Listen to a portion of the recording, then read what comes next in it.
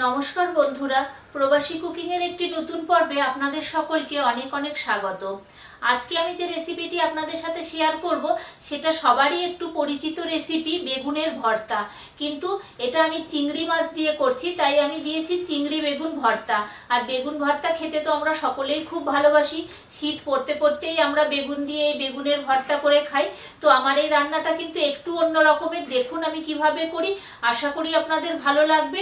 আর সকলকে রিকোয়েস্ট রইল, প্রত্যেকে একবার বাড়িতে এটা বানিয়ে খাবেন। ছোট বড় সকলেরই কিন্তু খেতে খুবই ভালো লাগে। তো চলুন আমি রান্নাটা শুরু করি। আর আমার রান্নাগুলো যদি আপনাদের ভালো লেগে থাকে তাহলে আমার চ্যানেলটাকে সবাই সাবস্ক্রাইব করে পাশে থাকা বেল আইকনটা টিপে দেবেন, যাতে আমার দেওয়া সমস্ত নোটিফিকেশন আপনাদের কাছে সবার আগে পৌঁছে যায়।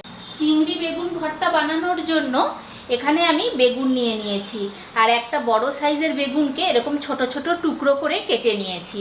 আর সাথে নিয়েছি একটা বড় টমেটো। টমেটোটারও মুখটাকে আমি দুফাক করে নিয়েছি। তো এবারে এগুলোকে আমি একটু সিদ্ধ করে নেব। কড়াইতে দিয়ে দিয়েছি জল পরিমাণ মতো। এবারে এর মধ্যে আমি এক এক করে বেগুন আর টমেটোগুলোকে দিয়ে দেব।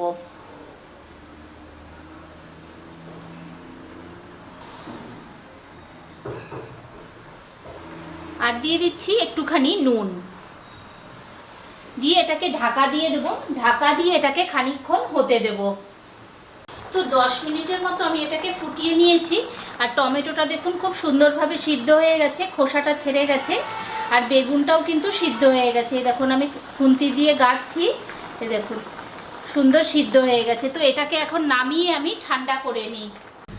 তো বেগুনটা ঠান্ডা হয়ে গেছে, এবারে আমি খোসাগুলোকে ছাড়িয়ে নেব। দেখুন ধরলেই কিন্তু খোসাগুলো সব ছেড়ে যাচ্ছে।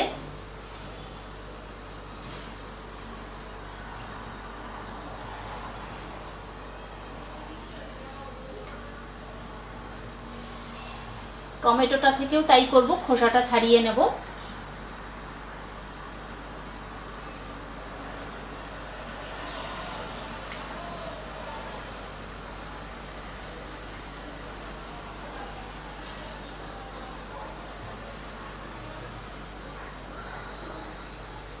তো বেগুন আর টমেটোর সমস্ত খোসাগুলো ছাড়িয়ে নিয়েছি। এবারে একটা এরকম ছুরির সাহায্যে এগুলোকে একটু ছোট ছোট করে পিস করে দেব।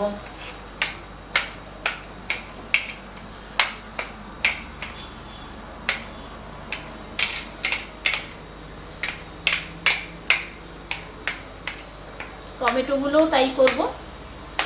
তো এবারে এটাকে সাইডে রেখে দেব। তো এবারে এখানে নিয়ে নিয়েছি খানিকটা চিংড়ি মাছ। আর চিংড়ি মাছের পিসগুলোকে এরকম ছোট ছোট করে টুকরো করে নিয়েছি। তো এরকম ছোট টুকরো করে নিলে কি হবে, প্রত্যেকটা বাইটেই কিন্তু চিংড়ি মাছটার স্বাদ পাবো। আর বড় থাকলে কি হবে, বেশ বড় থাকলে দেখতেও ভালো লাগবে না, যেহেতু এটা পুরো ভর্তা তো মিশে যাবে। সেই জন্য আমি এরকম ছোট ছোট পিস করে কেটে নিয়েছি। এবারে এর মধ্যে দেব নুন আর হলুদ। মাছে দিয়ে দিচ্ছি একটু হলুদ আর পরিমাণ মতো নুন। তো নুন হলুদ দিয়ে মাছটাকে খুব ভালো করে মাখিয়ে নেব।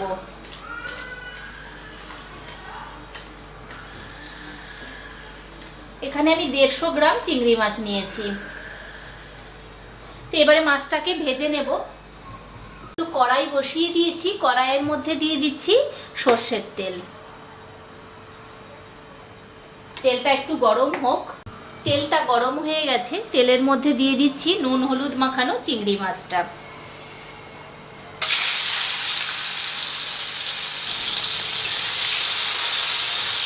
চিংড়ি মাছটা কিন্তু বেশি ভাজবো না, বেশি ভাজলে শক্ত হয়ে যায়। ওই জন্য হালকা করে ভেজে এটাকে তুলে নেব।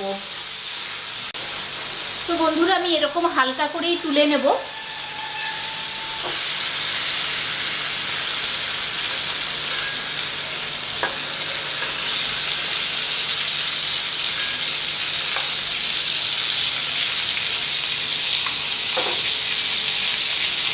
এবারে এই তেলের উপরই দিয়ে দিচ্ছি আরেকটুখানি সর্ষের তেল। তো এবারে তেলের মধ্যে দিচ্ছি মিহি করে কুচনো পেঁয়াজ। একটা বড় সাইজের পেঁয়াজ নিয়েছি। আর দিচ্ছি কাঁচা লঙ্কা কুচি আর খানিকটা রসুন কুচি।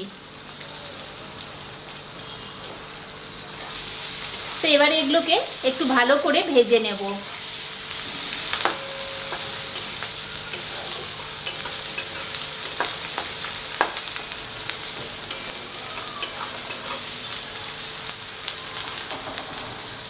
তো পেঁয়াজটা দেখুন খুব ভালো করে ভাজা হয়ে গেছে লাল লাল করে।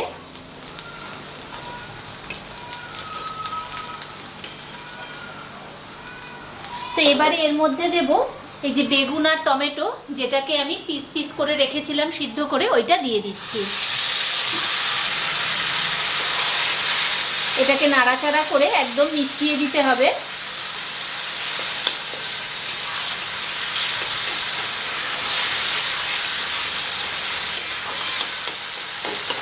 একটু খুন্তি দিয়ে দিয়ে এরকম করে ভেঙে ভেঙে দিতে হবে, তাহলে বেশ সুন্দরভাবে মিশে যাবে।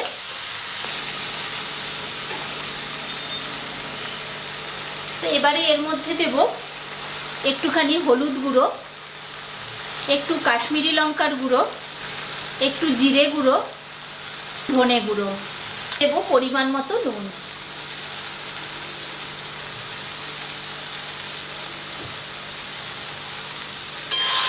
তো সব কিছু দিয়ে খুব ভালো করে মিশিয়ে দেব।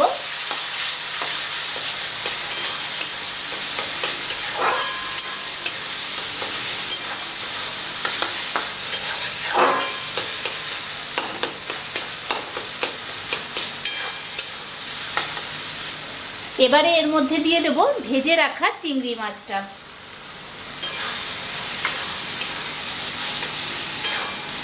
এমনি বেগুনের ভর্তার থেকে এই বেগুনের ভর্তাটা কিন্তু খুবই অন্যরকম হয়, আর যেহেতু চিংড়ি মাছ দেওয়া থাকে তো ওর ফ্লেভারটাও কিন্তু খুব ভালো হয়। তো এইটা দিয়েই কিন্তু শুধু ভাত খাওয়া হয়ে যায় দুপুরে। এরকম রান্না করলে আর কিচ্ছু লাগে না, শুধু এইটা থাকলেই মনে হবে জানি এক থালা ভাত খেয়ে উঠে যাবে সবাই।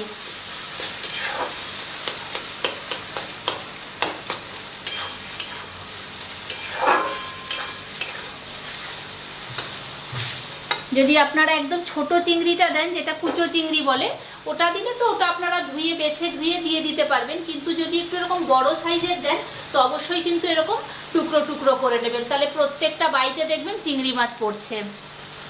তো এটাকে আরও মিনিট দুয়েকের মতো আমি একটু ভেজে নেব। তো মিনিট দুয়েকের মতো এটাকে নাড়াচাড়া করে নিয়েছি। দেখুন সব কিছু কিন্তু একসাথে বেশ মিলেমিশে গেছে। এবারে এর উপরে দিয়ে দেব বেশ পরিমাণ মতো ধনেপাতা।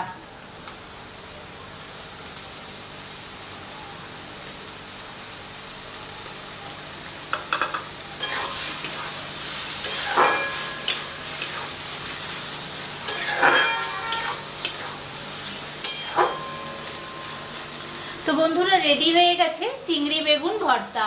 তো আমি এবারে গ্যাসটাকে বন্ধ করে দিচ্ছি, আর দিয়ে একদম গরম গরম ভাতের সাথে গরম গরম বেগুন ভর্তা পরিবেশন করে দেব। তো চলুন এটাকে এবারে আমি নামিয়ে নিচ্ছি। তো বন্ধুরা, রেডি হয়ে গেছে চিংড়ি বেগুন ভর্তা। এটা কিন্তু একদম গরম গরম গরম ভাতের সাথে খাবেন, খেতে কিন্তু অসাধারণ লাগে। তো আজকের রান্নাটা কেমন লাগলো অবশ্যই আমাকে কমেন্ট করে সবাই জানাবেন, আর ভালো লাগলে লাইক কমেন্ট শেয়ার করবেন।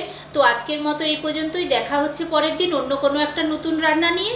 সবাই ভালো থাকবেন, সুস্থ থাকবেন।